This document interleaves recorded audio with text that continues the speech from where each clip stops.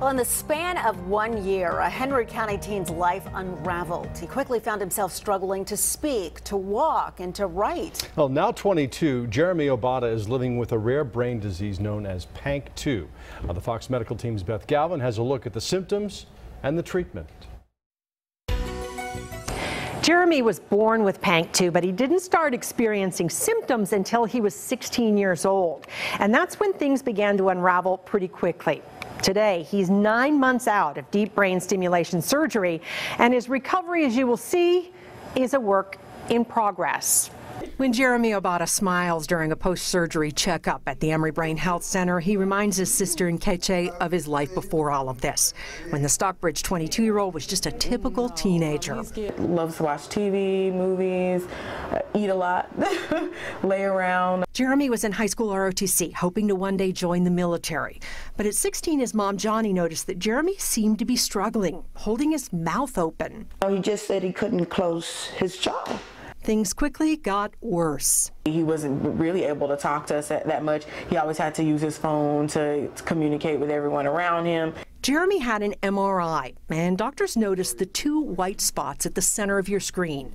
They call this the eye of the tiger, and it's a telltale sign of something called PANC2, an extremely rare genetic disease in which iron accumulates in the brain, causing a person's muscles to contract uncontrollably. It's just his body is failing him, and he's mentally intact. And that's, I think, the biggest thing for him, and the hardest part is that you know what you can do, you know what you want to do, but your body won't let you. When Dr. Stuart Factor, director of the Parkinson's Disease and Movement Disorder program at the Emory Brain Health Center, first saw Jeremy at 17. He couldn't really speak at all, and he was having trouble eating. He'd lost weight.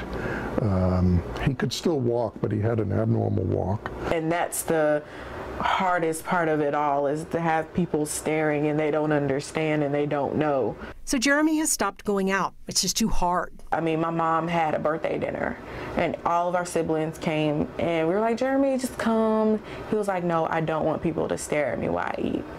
And it really saddened me because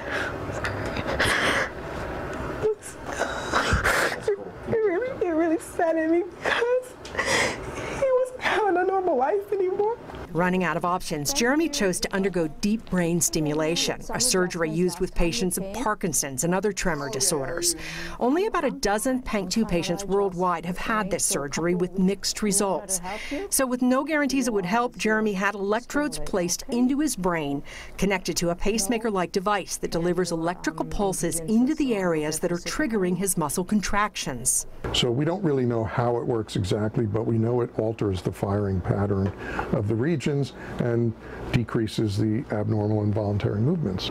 It worked. It wasn't an overnight success, but it just literally over time it starts getting better and better and better. 9 months out, Jeremy Obata has good days and bad, but he's walking much more smoothly and falling down less.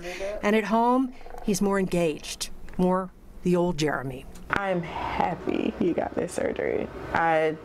I feel like it was meant to happen, and even if we can get a little bit, even just a squeezing of a little bit, we'll take whatever we can get at this point.